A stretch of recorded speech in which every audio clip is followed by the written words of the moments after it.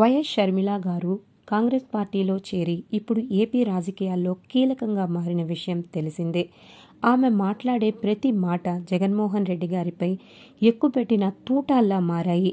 ఇక షర్మిల గారు రోజా గారిని విమర్శించిన ప్రతి మాటకి సమాధానమిచ్చారు. నన్ను విమర్శిస్తుంది రోజా, పైగా నేను తెలంగాణ పార్టీలో పెట్టానంట, కాంగ్రెస్లో చేరకముందు కాంగ్రెస్ పార్టీని దూషించాను అంటున్నారు. మరి రోజా గారు మీరు తెలుగుదేశం పార్టీలో ఉన్నప్పుడు ఐరన్ లెగ్గా పేరు పడినప్పుడు మీరు మాత్రం రాజశేఖర్ రెడ్డి, మా నాన్న రాజశేఖర్ రెడ్డి గారిని పంచె ఊడదీసి కొడతా అనలేదా?